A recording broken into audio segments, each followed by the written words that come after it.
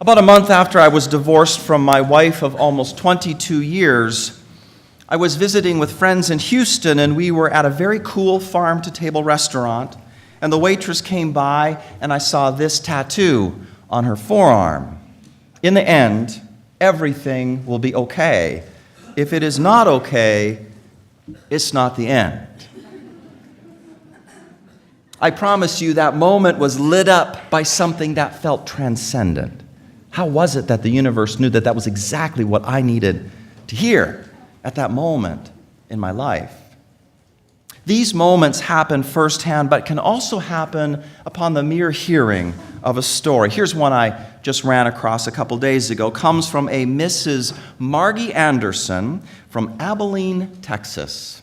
She writes, "When my granddaughter, Bethany, was 4 years old, she visited my home for a few days. I gave her some crayons and pictures for coloring, and when I looked down, I saw that she had used a crayon to draw purple marks all over her legs.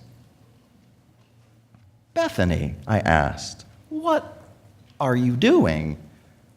'Well, why, Grandma, you have such pretty purple lines running all up and down your legs, and I wanted mine to look just like yours.'" Since then, says Mrs. Margie Anderson from Abilene, Texas, I have worn my varicose veins with pride, and they get prettier every year.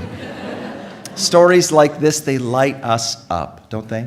They light us up. It feels like there is just more possibility in the world rather than less. Stories like The Little Engine That Could, that story of relentless positivism, the underdog who never gives up. Or Horton Hears a Who, about standing up for what you know is true even though no one else can see it, no one else believes it. Or The Ugly Duckling, about being deeply mistaken about who you are and coming to learn the real truth that is beautiful.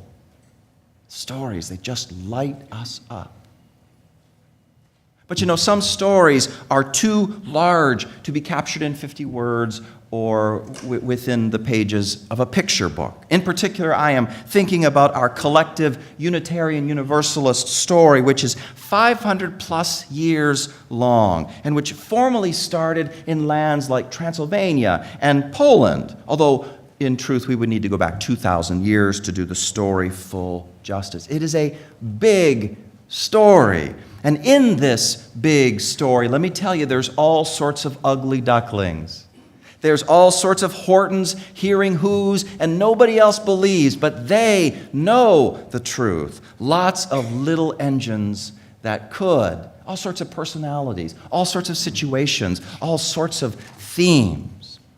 But this is why we have our 7 principles that's in your order of service. That's why we have them. They serve to remind us of the smaller stories that combine into that big, big UU story. The inherent worth and dignity of all people, justice, equity, and compassion in human relations, acceptance of one another, free and responsible search, the right of conscience, the goal of world community, respect for the interdependent web. Each one of these principles could be illustrated by hundreds of smaller stories from our history. Each one of these principles has been earned.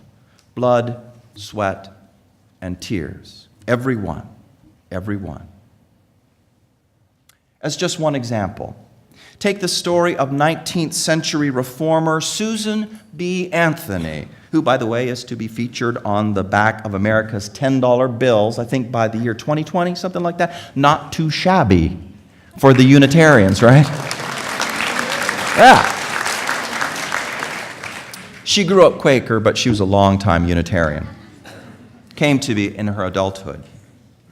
Her very last words were, "Failure is impossible."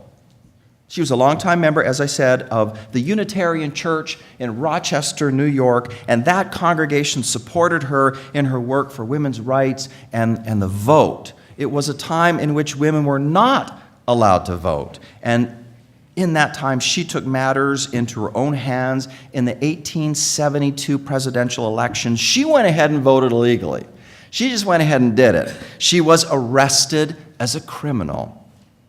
She unsuccessfully fought the charges. She was fined $100, and she never paid. We have failure is impossible in our blood. Susan B. Anthony is our spiritual kin. When you stand within our big 500-plus year-long story, you stand with her. You stand with thousands like her. But now let's see the degree to which she is with us. Let me share a recent news item about how the media is talking about female Olympians these days. Y'all watching the Olympics? It's about how the media talks about our female athletes. And I'm quoting from The Guardian. The Chicago Tribune announced American trap shooter Corey Cogdell-Unrein's medal win with this headline: "Wife of a Bears lineman wins a bronze medal today in Rio Olympics." Not even bothering to mention her name. Or, in the afterglow of Katinka Hosszu's world record-breaking swim, NBC sportscaster Dan Hicks pointed out Hosszu's husband and gushed, "There's the man responsible." Or, People magazine called Simone Biles the Michael Jordan of gymnastics, as though we can't possibly comprehend female greatness without a male proxy. And then this. In a Twitter exchange that rapidly went viral, Dutch cyclist Annemiek van Vleuten lamented her injuries after a crash, inspiring some random man to explain to her how to ride a bicycle. Some random man wrote, "First lesson in bicycling: keep your bike steady, whether fast or slow." I guess that's what they call mansplaining, right? Is that mansplaining? Now, hearing all of this, can you feel the Susan B. Anthony inside you? Can you feel her stirring, perhaps squirming, perhaps, in fact, what is she saying? What is she saying inside you? Well, it's 100 years later. Life is a little more casual culturally. She's probably cussing up a storm, I suspect. This is the other thing we need to know about stories. They can fight each other. Stories can fight each other. Our big 500-plus year-long Unitarian Universalist story fights other stories that push people out, other stories that dehumanize and degrade. Our story has power to expose bias and hate, power to liberate, power to transform. Susan B. Anthony's jaw is set, it is squared. She is saying failure is impossible. Sexism is doomed. So are all the other isms. It is only a matter of time. Why do we gather in? Why do we gather? The immediate reason is that school is back in session, and staycations and vacations are ending, and we are beginning a new cycle of the seasons, fall to winter, to spring, to summer. But the deeper reason is that we get to personally reconnect and recommit to one of the greatest stories ever told, which is our story, our 500-plus year-long Unitarian Universalist story, which says, ultimately, all things considered, all the personalities, all the sub-themes, all the people, all the situations, all of it, ultimately it says, love is our one source.